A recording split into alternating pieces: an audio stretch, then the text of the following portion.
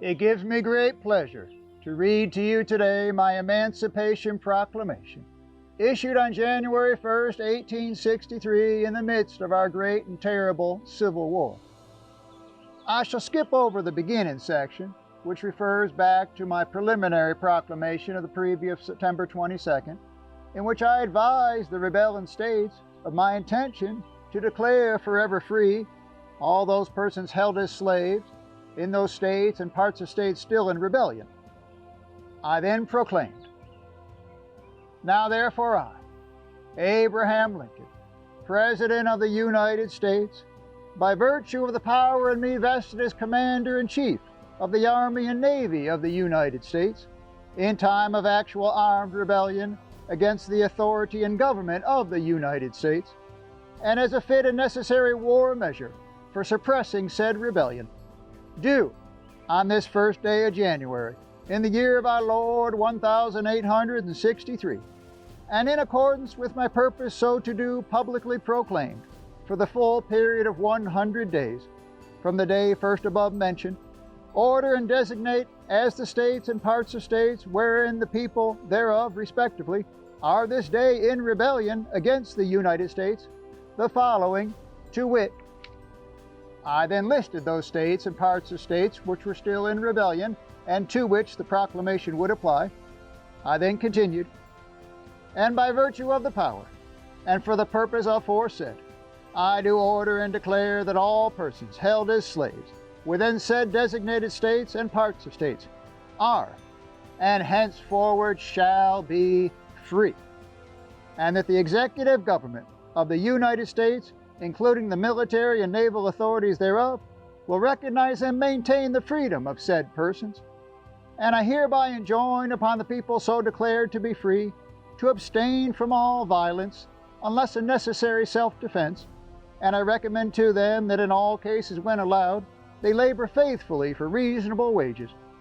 And I further declare and make known that such persons of suitable condition will be received into the armed service of the United States to garrison forts, positions, stations, and other places, and to man vessels of all sorts in said service.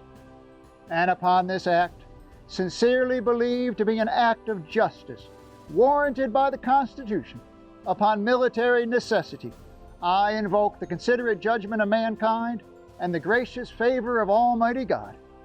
In witness whereof, I have hereunto set my hand and caused the seal of the United States to be affixed, done at the city of Washington, this first day of January, in the year of our Lord 1863, and of the independence of the United States of America, the 87th. Thus ended my proclamation. I am very pleased to learn that 157 years later, it is still the considerate judgment of mankind that it truly was an act of justice and has received the gracious favor of Almighty God. Hello, library friends. My name is Wanda Griffin, and I'm the Multicultural Learning Coordinator of the Oak Park Public Library. And today, we're going to discuss Juneteenth. Juneteenth is the oldest nationally celebrated commemoration of the ending of slavery in the United States. It dates back to June 19th, 1865. It is also known as Freedom Day, Jubilee Day, and Emancipation Day. Recently, it's been referred to as Black Independence Day. But what is it? Most people believe that slavery ended January 1st, 1863, when President Abraham Lincoln issued the Emancipation Proclamation. But they would be wrong. Word of slavery ending traveled slowly, especially in remote areas. This was the case in Texas, where thousands of enslaved Black people continued to suffer and toil for nearly 3 years after the Emancipation Proclamation. General Gordon Granger arrived in Galveston, Texas. He issued an order officially decreeing freedom and announcing that the end of the Civil War on June 19, 1865, hence the term Juneteenth. Upon hearing the news of freedom, the first response of many formerly enslaved Black people was the desire to reach out to families. So they settled in places like Louisiana, Arkansas, and Oklahoma. Juneteenth festivities include rodeos, fishing, barbecuing, and baseball, much like the family reunions we experience today and the ever-popular cookout. Juneteenth celebrations are always focused on education and self-improvement. Often guest speakers, pastors, elders are called upon to recount events of the past and plan for the future of the community. Prayer services are also a major part of Juneteenth celebrations. I'm Wanta Griffin, and how will you celebrate Juneteenth? Back in February 2020, the Forest Park Juneteenth Committee was beginning to plan their 12th annual Jubilee Pool Party, where families come together to celebrate freedom and their shared hopes for a better tomorrow. By March, however, the whole world found itself in the middle of the COVID-19 pandemic, so the pool party was canceled. And by May 26, with Juneteenth less than a month away, protests began to fuel a worldwide movement when the death of George Floyd sparked a fire aimed at burning down systemic racism and police brutality as brave citizens, young and old, began to reimagine a world where all men are truly created equal. Recognizing the moment, the Juneteenth Planning Committee decided that they needed to create a space to have some long overdue conversations about America, race, Juneteenth, and our shared hopes for a better tomorrow. As a young boy, Juneteenth was really not that important to me. It was something that we did every year. I looked forward to it because it gave me a chance to drink all the grape, orange, and strawberry soda water I wanted to in one setting.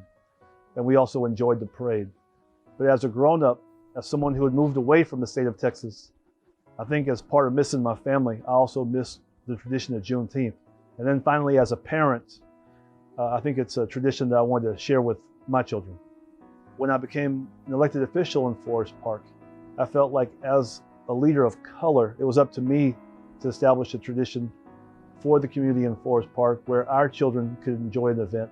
It did not have to be exclusively for children of color, but I wanted it at least to be predominantly participated in by children of color. And June is a summer event, and I felt like it was an adequate time for an event. And like I said, Juneteenth was something natural to me, and that's why we chose to have it at the park. And then also there's the tradition of pools in the country. Public swimming pools were some of the last places to be integrated. So I thought it would be a powerful symbol to have a Juneteenth event at the Forest Park Aquatic Center. My mother was one of the greatest cooks that ever walked inside of a kitchen. And so we'd look forward to the Juneteenth celebration because it was going to be a sumptuous meal, and we'd learn a little bit about why they would tell us that Juneteenth was really the Independence Day for all of the African Americans who were enslaved at that time.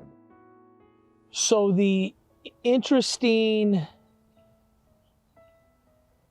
thing about celebrating Juneteenth is that I really don't think that a lot of white people know what it is. I certainly didn't know what it was until, I met my friend and neighbor who invited me to a pool party, I don't know, 6, 7 years ago. I hadn't heard of it. I did not know what it meant, the significance behind it. So the celebration aspect of it, at least how we've done it here in Forest Park, has been bringing people together to share the story, to hear more of our history, like the history that doesn't always make it into the books. And then to have discussions from there, to go from there, really get to know each other around this particular event. So I actually didn't know anything about Juneteenth until I was 25 years old, and I moved to Texas to go to school for a year. And as soon as I got there were people talking about Juneteenth, and I was, what are you talking about? And they were like, this is a celebration of our freedom. And I was like, I never heard of this, because I grew up in Oak Park, and this was never something that was discussed, never brought up in any history class, nowhere. Sadly enough, my personal relationship with Juneteenth was taught to me through Dr. Maya Angelou. In some of her readings in college, it really became clear to me that there were thousands and thousands of people who were still enslaved during the time after Abraham Lincoln had released the Emancipation Proclamation. 2 years had gone by and people were still enslaved in the state of Texas. I could not believe what I was reading, and that's when I first became informed of Juneteenth. For me, Juneteenth is an interesting topic because I actually grew up in Texas, Dallas to be specific. And while we talked about it a little bit in school, growing up, I never really made the connection of the gravity of what the holiday really recognizes and celebrates. And it's something that I've come to learn a bit more about as an adult. But knowing that it actually took 2 years for slavery to be fully abolished in the state of Texas after the Emancipation Proclamation is, honestly, it's something that is really terrible to know as a Texan, and affects the way that I feel about Texas in some parts. So my relationship with Juneteenth, though I've not been personally affected by it, it does frame the way that I feel about where I grew up. You know, it's funny because Juneteenth is something that I grew up with. As I was telling our daughter as we were driving over, I was attending Juneteenth festivals as a child with my grandmother. And remembering that was a big deal to her, that we were going to go, and we were going every day of Juneteenth, we went to Juneteenth. And this is in Buffalo, New York, where I believe it's noted as having the largest Juneteenth festival in the United States. So growing up, I've always attended Juneteenth festivals. So when we moved to Chicago and coming then to Forest Park, we didn't necessarily see the same kind of energy placed in a Juneteenth festival. And so my children didn't really grow up with the same kind of vigor of a Juneteenth that I grew up with. And then there was this push for the pool parties that was happening in the evening for Juneteenth. And our daughter began as a triathlete, and swimming was a thing for her, and she was active in the Park District. So we absolutely made a point to attend, and we were very excited to be a part of it and to see that there was a conversation even happening to sort of help cultivate children into understanding that there is this thing related to our independence that's not connected to the 4th of July. While some grew up celebrating Juneteenth and others didn't learn about it until later in life, all agreed that making it a national holiday would be good for America as a whole, especially now when the need for healing is at an all-time high. Juneteenth is currently a state holiday in the state of Illinois, and it's celebrated on the third Monday of each June. And it is important that we have a national recognition of Juneteenth. It is not just about the Civil War. It is not just about Texas. It is not just about African Americans. It's about all of us. And we need to stop our daily activities and coalesce and remember that as a people, as a nation, we have an obligation to pass the baton of American spirit and independence and equality on to the next generations. Juneteenth as a national holiday would be very, very helpful for our history, for our young people. And I'm hoping and knowing that a national holiday could bring more attention and awareness to Black people all across the world, and making sure that we celebrate it, that we acknowledge it, that we embrace our people. It's a time for us to educate, not just the Black culture, but all cultures. We want to embrace the holiday like we do the 4th of July because it's a significant part of history. It's our history. And when we do these types of, when we educate our community on what Juneteenth is for us, it's us embracing our freedom. we became free 155 years ago, and in 2020, we still don't see the freedom or the fairism that takes place in America. So it's time for us to stand up, fight for our rights of being free, and start challenging the things that need to take place to change our communities. I think the nationalization of Juneteenth and making it a national holiday would be an immense thing for the understanding of the role that African Americans played in the building of this country. We built this country. We were brought to this country against our wills to be the free labor for these corporations that are still thriving 400 years later. And so by making this a holiday and annually bringing attention to why it exists, what it means for African Americans in this country, it would be an immense understanding of what we are to this country. Celebrating Juneteenth is celebrating the history of this country. Black folks have been a part of every single major moment in America's history, from the American Revolution to the Civil War, and every war after that, every major invention, every major opportunity that this country has been able to experience is directly tied to the pain, the struggle, and the hope, and the promise for Black liberation. It's ironic to me that even in our communities in Bellwood, Maywood, Broadview, that we have kids that are going through school that have never really sit down and talk to a Black mayor, or never sit down and talk to a Black state rep or a Black senator, and not even know that there's an avenue to get there. So if Juneteenth was made a holiday and got national recognition, more people would sit down and learn about it in the classroom. It would be in the national media more, it would be on TV more. It's similar to Martin Luther King.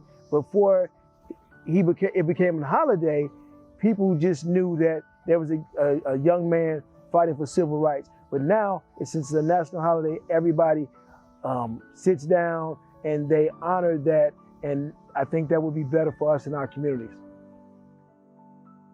Again, it's history. This is not just African American history. It's just not Black people history. This is U.S. history. It should be taught worldwide, because again, you need to know the past to be able to correct it. We're not starting from scratch.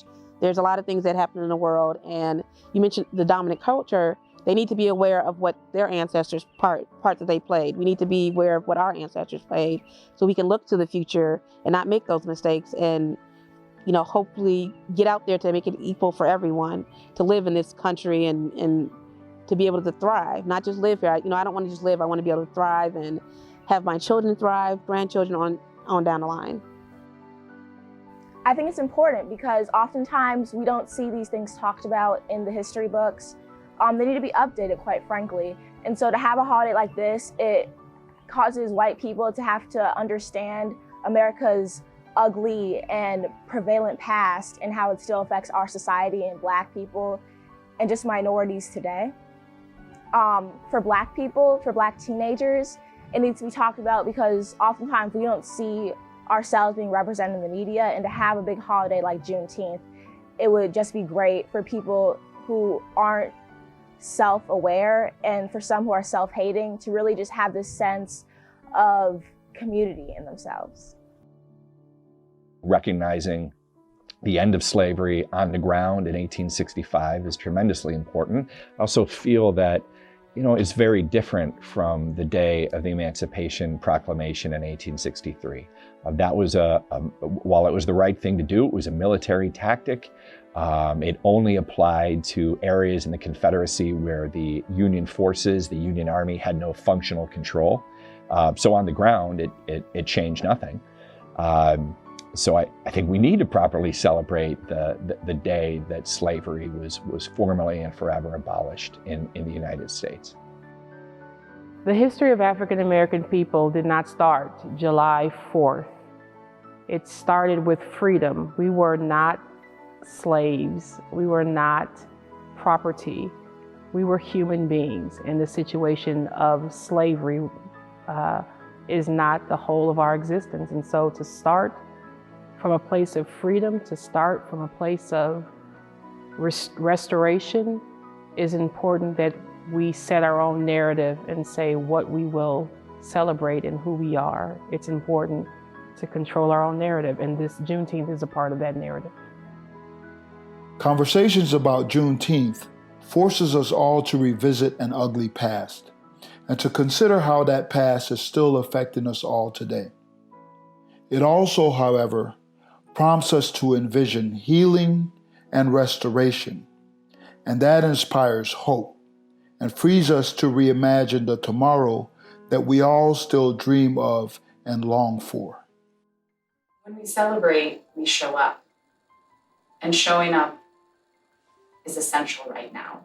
Showing up with differences, diversity, commonalities, and a shared goal of hope, healing. And when people come together in celebration, a lot of people's defenses are slightly lessened and our hearts are opened. And when our hearts are open, our ears are open, and meaningful change is possible and contagious and inevitable.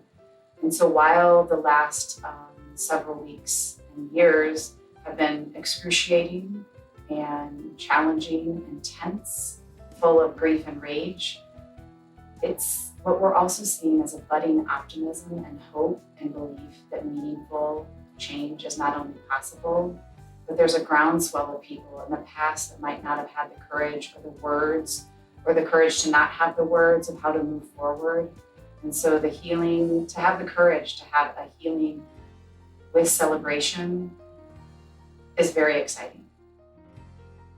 And with all the things that's going on in our world now, nationally, with noticing that we are a group of people that can get along, we can see ourselves as a community and as a different races and cultures, that we can come together by praying together in our own way, by socializing together in our own way, and just make sure that we are showing love towards each other, not just only spiritually love, and in every way that understand that we all can be educated, can understand, and we all working for the same goal, and that's love for Christ, and that's where we're staying here. And I think that change is here. I see it in my heart. I feel it. I see it in my church. I see it in the other churches that we deal with, that we just don't want one color in our churches. We want a multicultural church where everyone can get together and be and enjoy the Lord together. You know, the Black plight in America has been tough. And although we're not enslaved with a slave master, a lot of our mentality based on the socioeconomic position that we're in still has an overarching tone or paradigm of just survival. And, you know, it's important that we know our history, because when we put it in perspective, you know, it'll empower our people to understand where we've come from and what little to nothing that we had. And so if we understand that history and we recognize what little to nothing that we have now and what our obligation is to the revolution to continue to go forward. And I think that's why Juneteenth is important, that we celebrate